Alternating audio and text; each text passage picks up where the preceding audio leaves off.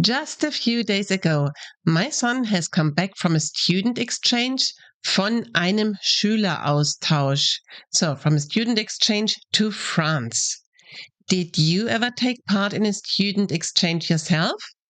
I myself took part in several student exchanges to France and the UK, and one even to New Zealand, and these are very fond memories for me. In my son's case, the exchange was organized by his school. So there is a partner school in France, and they've got a group of students who are learning German, and the school here has got a group of students learning French, and basically they assigned a partner to each student of these groups.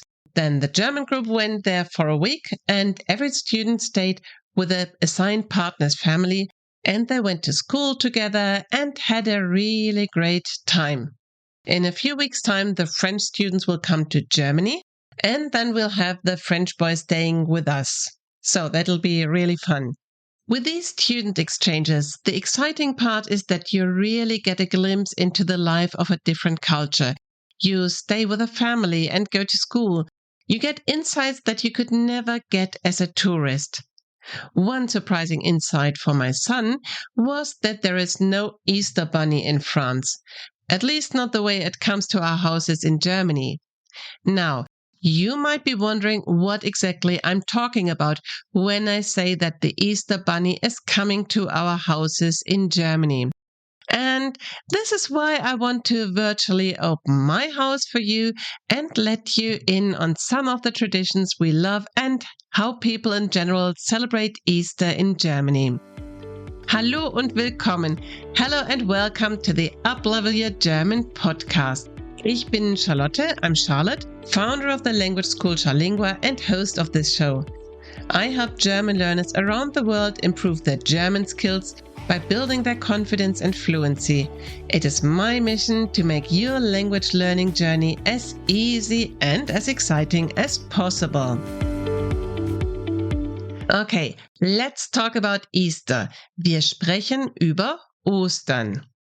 Let's start with Ostersonntag ist ein beweglicher Feiertag. Easter does not have the same fixed date every year like, for example, Christmas. It's ein beweglicher Feiertag, a moving holiday, literally a movable holiday.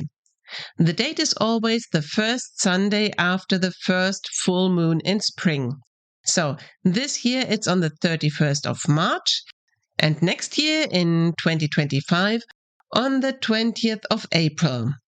Of course, Easter is more than just this Sunday. We celebrate more holidays around it. It starts with Palmsonntag, Palm Sunday, the Sunday before Easter.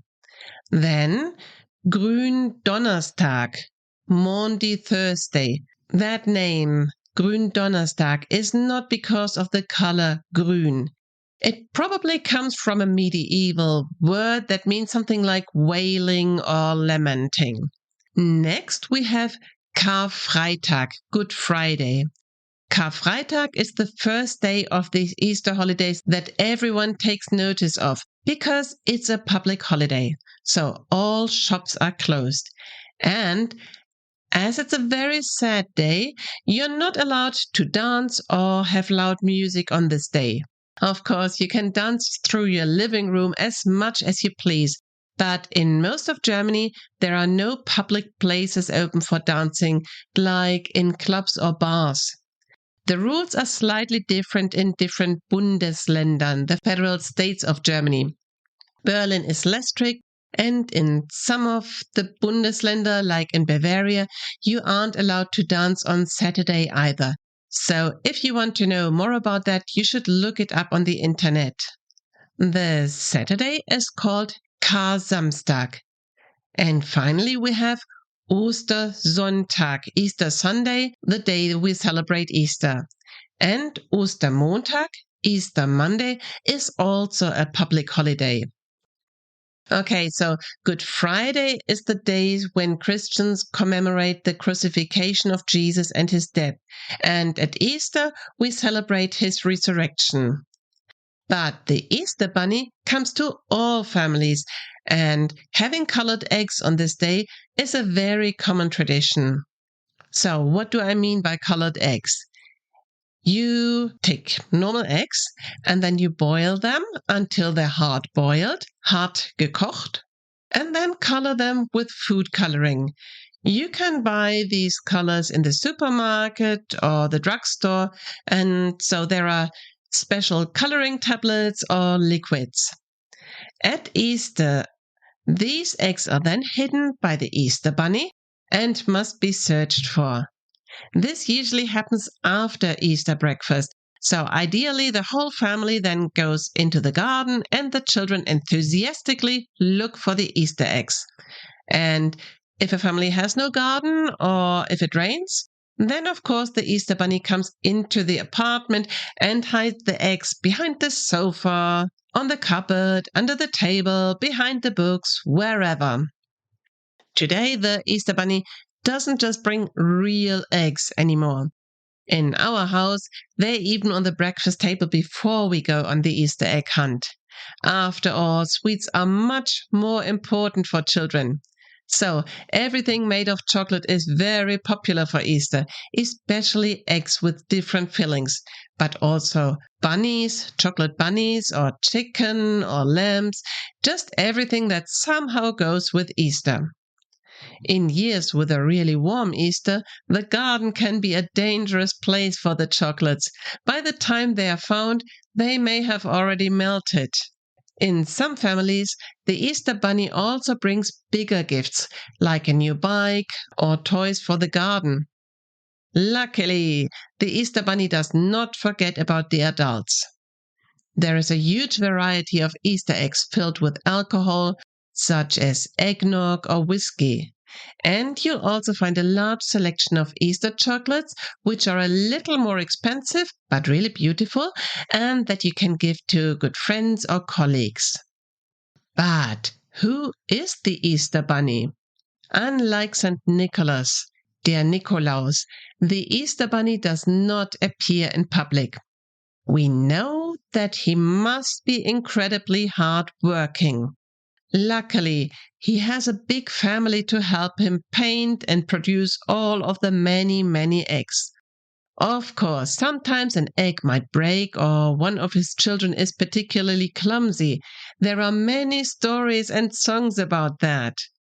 Interestingly, he somehow prefers to lay his eggs in nests or even in a basket. The nests are mostly made of Easter grass. This is wood shavings dyed green. This Easter grass is also in the basket. It looks nice and the eggs don't break so easily. It is also believed that the Easter bunny wears colorful clothing and may even be able to walk upright like a human. But unfortunately, nobody has seen him yet. And I promised you a glimpse into German homes. You may know that Germans love to decorate their homes to match the season. So, once the Christmas decorations are put away, we're happy for a few weeks to have the house a bit tidier again, and then we pull out the Easter decoration. In many families with children, there is a lot of painting and handicrafts going on then. Maybe the Easter bunny will need a new nest to lay the eggs in. Or you can craft egg cups for the breakfast table or something for the window. And even if there are no small children, most people will put up some kind of decoration. This could be flowers that bring a bit of color into the home, even if it might still be freezing cold outside.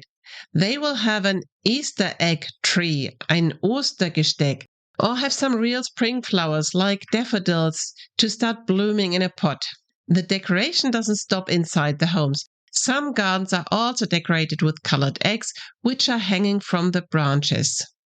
Traditionally, eggs are also blown out, painted, and then hung up for decoration. Coloring eggs is not easy, and it's always very exciting for children. Of course, many adults also enjoy producing small works of art here. So I already mentioned the Ostergesteck, the Easter egg tree. This tradition is particularly beautiful in years when it's still cold outside. So 1 or 2 weeks before Easter, we bring in branches, for example, from the Forsythia or from fruit trees or willow into our living room, and then we put them in a vase with water. And then we hang the blown out eggs on them. Because of the warmth in the house, the branches will soon start to bloom. This is really beautiful and it lasts for several weeks. Daffodils have got the name Osterglocke, Easter bell in German, because they bloom at Easter. So even before Easter, we think of the holiday when we see them, and they make us look forward to Easter itself. Just like Christmas, Easter is also a very important day to celebrate with your family. And thanks to the many holidays, it's a good opportunity to go and see each other. The side effect is, of course, crowded trains and long traffic jams on the motorways. Okay, then we have das Osterfrühstück, the Easter breakfast. We Germans love our breakfast. So the table is festively decorated, for example, with flowers like Osterglocken. And so in my family, we've got an Easter tablecloth, and of course, we also have Easter napkins. Many families go to church at Easter, and then the breakfast may start a bit later and become an Oster brunch. So we use the English word brunch as well, Oster brunch. Obviously, there must be a special Easter bread in Germany. Der Osterfladen oder der Osterzopf oder der Osterkranz. So basically, it's a sweet yeast pastry that you slice like bread and that goes well with butter and jam. And there are different shapes. So the Osterfladen, it's just flat. Der Osterzopf is braided. And der Osterkranz is also braided, but it's a wreath. You can get it with or without raisins, with almonds or nuts. So in every region, it's slightly different. The traditional Easter meal, typically there is a roast lamb and it might come with green beans and potatoes or dumplings. When we speak of an Easter lamb, it's not always a real roast. It may also be a cake that has this shape. You need a special baking dish for this. So this cake is then simply dusted with powdered sugar or decorated with chocolate and sprinkles. Das Osterfeuer is the Easter bonfire, and it has been a custom for many centuries. It was originally a Germanic, that is a pagan custom. So with this bonfire, people said farewell to winter and at the same time celebrated the beginning of spring. Today, the Easter bonfire often serves simply as an opportunity to meet friends and neighbors from the community. So this is how we celebrate Easter. If you want to read up on Easter traditions, I've also written a blog post about it, and you can read it in both German and English. In the German version, you'll also find some vocabulary that you may find useful. I'll link to it in the description. So, thank you for listening today. And if you listen in real time, then I wish you frohe Ostern. Happy Easter. Frohe Ostern. Bis nächste Woche in einer neuen Episode von Uplevel Your German.